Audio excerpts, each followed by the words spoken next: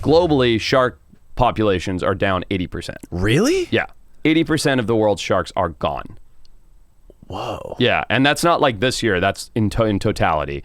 But like shark populations are hammered globally, right? Compared to where sharks were, I think maybe 10 or 15 years ago, I think they've bounced back. I'm talking about Florida specifically now.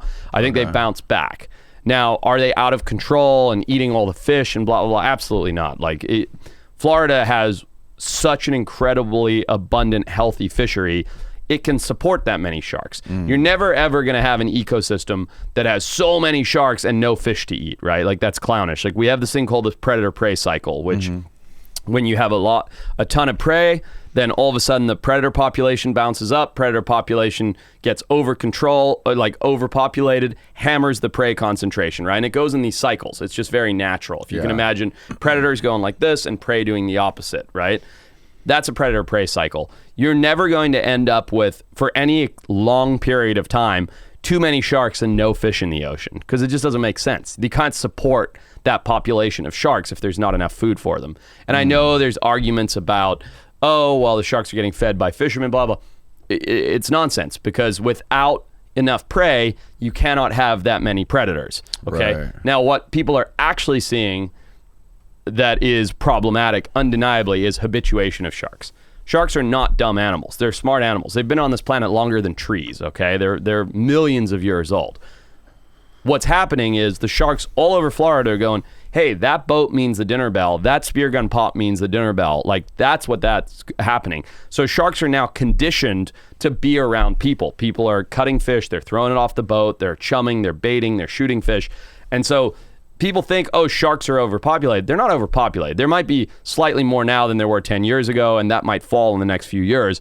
But what's more realistically happening is the sharks that are here are going, hey, there's people here, and people mean food, so let's be by the people, you know? And so we feel like there's way overpopulated sharks, because every time you take your boat out to a popular dive site, 15 sharks show up. And you're like, there's way too many sharks in Florida. Every time I dive here, I see 15, 30 sharks. Right, because for the last 10 years, everybody has directly or indirectly fed those sharks. So of course there's way too many sharks in this spot. Right. But on a whole mass of the state, and the planet, more importantly, there is not too many sharks. Right. Yeah. Do you think it makes sense for the sharks to be so protected like they are right now? Or do you think it should be more... I don't know the regulations. I can't speak on that, really. I don't know. I think it's species by species, right? Maybe you can find that, Stephen, like what the regulations are on shark fishing in Florida. I think, and I stand by this with almost anything, you know, great white sharks, things like that are maybe an exception, that are very, very top of the food chain. The higher up you get in the food chain, the slower you reproduce, the lower your population density, right? You're never going to see millions of tigers, right? Because there's not enough prey to support all the tigers. And I don't mean tiger sharks, I mean tigers, right? You're never going to see millions of great white sharks because there aren't billions of seals. Do you know what I mean? You need billions of seals to have millions of great white sharks. Right. And there aren't quadrillions of fish to support the billions of seals. So you're never going to have the most at the top. So anyway, that's a long-winded way of me explaining my personal take on this, which is you should never hunt stuff that's a very, very top of the food chain with any kind of intense pressure, because you can collapse that keystone species. Taking sharks, I don't have a problem with it.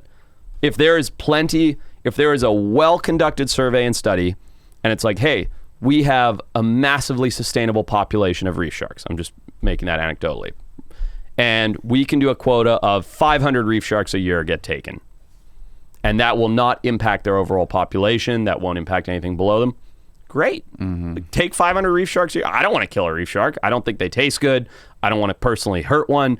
I don't like it, but I have no problem with you doing it. You know, like, go for it, because the population and the ecosystem can sustain the removal of 500 sharks a year. So as long as it sort of stays in that family of not hurting the ecosystem, who cares? Like, go for it. The sharks will reproduce. They'll refill that niche. Now, if the difference is 500 versus 700, where if we take 700 sharks a year, then, actually over 10 years, we're going to see a population decline to the point of collapse. No. Don't take 700. Go back to the 500 number. You know what I mean? Just like, it has to be studied. That's the only way you can monitor these things and apply useful regulations. Right. The science of the fisheries kind of gets bastardized a little bit too, because especially when it comes to like the quotas for these other fish like snapper and grouper around here. Yeah. I did this documentary years ago about like the commercial fishing industry around here specifically. Like I guess like because Madeira Beach is right up the road, and it's like the #1 grouper port in the world. There's like more grouper caught in the Gulf of Mexico brought in through that pass, like 2 miles down the road than anywhere. Mostly black grouper or everything? Gags, black grouper, reds, a lot of reds, all kinds of grouper. Wow. But like the quotas was set up. I forget. I'm sort of like fuzzy on the dates. But I remember like when they first enacted like that federal quota system, all the quota was given to these people originally. So like all these fishermen or boat owners back in the day, they were assigned this quota.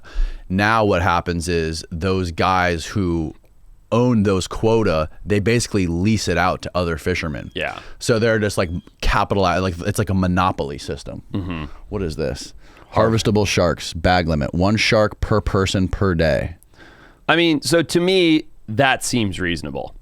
And I don't know, like they've got a list of species. Dogfish are one of the most widely distributed sharks on the planet. They're in every ocean in the world, I think, except Antarctica, right? I don't know about some of these other. Bonnethead's a type of hammerhead. 2 sharks, minimum size, blah, blah.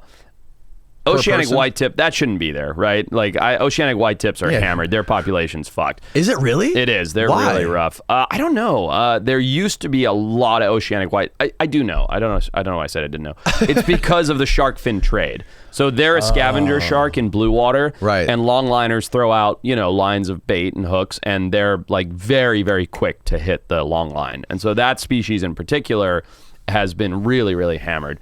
I think, you'd have to check my reading on that. That's like being that, like a pelagic fish way out there in the open ocean is like living in the desert for a shark. 100%. And then when you see a bite of food, you have to take it because who knows when your next meal's coming. That's why the shipwrecks, all the people get devoured by those sharks. Exactly. But, to me, as long as this is well studied, and it goes back to what you were just saying about the quota limits, you can't set a quota and maintain it. That's not really science, right? Science is like an ever-evolving understanding of things.